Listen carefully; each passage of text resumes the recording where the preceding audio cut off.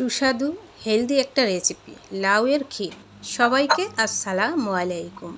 সত্যি বন্ধুরা, অবাক হলেও এতটা মজার হয় এই লাউয়ের ক্ষীর। ঝটপট খুব সহজে বানাবো, কিন্তু খুবই টেস্টি। শুরু থেকে শেষ পর্যন্ত দেখবেন, স্কিপ না করে। তাহলে চলুন, কি দিয়ে কি উপকরণ লাগছে এই লাউয়ের ক্ষীর তৈরি করতে, অবশ্যই দেখতে থাকুন। আমি প্রথমে দুধটা এখানে দিয়েছি হাফ লিটার, একদম ঘন হবে, পাউডার দুধও মিলাবো। আর এদিকে আমি একটা কচি দেখে টাটকা লাউ নিয়েছি। বিশেষ করে কচি লাউটা নেবেন, যাতে বড় বড় বিচি না হয়। এখন আমি স্কিন ফেলে দিয়ে কেটে নেব, টুকরো টুকরো করে নিয়ে নেব। এই যে এইভাবে আমি অর্ধেকটা লাউ নিয়েছি। আর এখানে যে সাদা একটা অংশ থাকে, এটা আলাদা করে রেখেছি, আর বিচিটা ফেলে দিয়েছি। ছোট্ট ছোট্ট বিচি ছিল, যেহেতু কচি লাউ দেখে নেবেন। আর আমি এখন কুচিয়ে নিব, একদম ছোট যে আঁশ আছে, ছোট ছিদ্র দিয়ে, যেহেতু ক্ষীর তৈরি হবে, একদম সফট মিশে যাবে।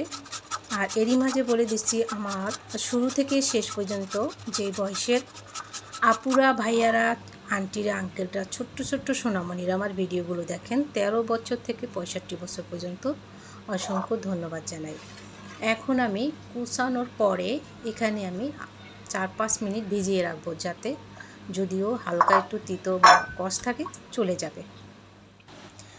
এই দিকে আমি দেখুন, দুধ প্রায় ঘন হয়ে আসছে, আর দারুণ একটা লেয়ারও পড়েছে। এখন আমি দিয়ে দিব পাউডার দুধ 1/3 কাপ। অবশ্যই পাউডার দুধটা দিবেন, তাতে কিন্তু আমরা জানি অনেকটাই মজা বাড়ে। আর অবশ্যই স্কিপ না করে দেখতে থাকুন। ভালো লাগলে, যেখান থেকেই ভালো লাগে, ওই ভালো লাগা থেকে একটি লাইক দিবেন। আর বেশি ভালো লাগলে অবশ্যই সাবস্ক্রাইব করে বেল নোটিফিকেশন অন করে রাখবেন প্লিজ। আর এখন আমি কি করছি দেখেন, ভালো করে পানিটা চিপড়িয়ে সুন্দরভাবে নিয়ে নিব। তাতে হয় কি, একটা আছে গলে যায় ক্ষীর, ওটা একেবারে ভালো লাগে না, একটু ঝরঝরে থাকবে। পানি সহ দিতে যাবেন না, তাহলে তো এই তিতোটাই লাগে। যাই হোক, এখন আমি সেই লাউয়ের উপকরণ দিয়ে দিব।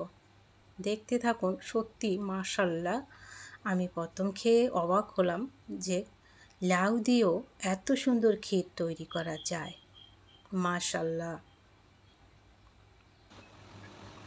তো অর্ধেকটা নিয়েছি। আর মিডিয়াম সাইজের লাউ, কচি লাউ দেখে নেবেন, মানুষ হিসাব করে বাড়িয়ে কমিয়ে দিতে পারেন। এখন আমি কিছুটা এলাইচের পাউডার দিয়ে দিব। যেই গরম পড়েছে, এই রকম রেসিপি সত্যি শরীরের জন্য দারুণ উপকার।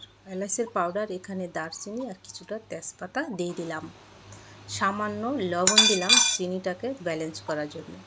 মিষ্টি জিনিসে যারা লবণ পছন্দ করেন না, না দিলে স্কিপও করতে পারেন। দিয়ে দিব কিছুটা কিশমিশ, দিয়ে দিলাম কিশমিশ কিছুটা।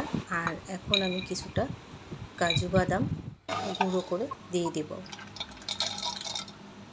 যে উপকরণগুলো দিচ্ছি, এরকম দিয়ে আপনারা অবশ্যই ট্রাই করবেন। লাউ এখনও পেয়ে যাবেন।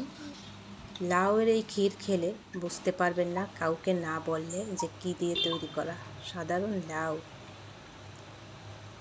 বেশি পাতলা করলে কিন্তু হবে না।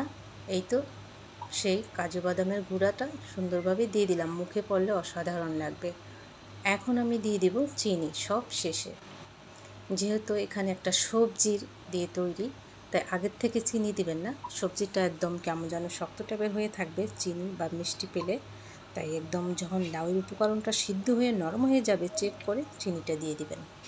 মিষ্টিটা কীরকম খাবেন সেটা চিন্তা করে দিবেন। মাশাআল্লাহ, এই গরমের জন্য খুবই প্রয়োজন এরকম রেসিপি। এখন যেটা না দিলেই নয়, সেটা হলো ঘি। 1/4 কাপ, ওয়ান ফোর্থ কাপের হাফ কাপ আমি দিয়ে দিলাম ঘি। ঘিটা না দিলে কিন্তু অনেকটা স্বাদ মিস করবেন। নামানোর আগে ঘিটা দিয়ে দিলাম। একদম ঘন গায়ে থাকবে এরকম, অতিরিক্ত ঘন করেও নামাবেন না, ঠান্ডা হলে আরও ঘন হবে। তাহলে এই যে দেখুন, চুলা এখন আমি অফ করে দিব। যতটা দেখতে আকর্ষণ ততটা খেতেও মজার। সত্যি। এখন আমি একটা বাটিতে সার্ভ করে নেব। এটার এক বাটি প্রায় কয়েকজন খেতে পারবেন।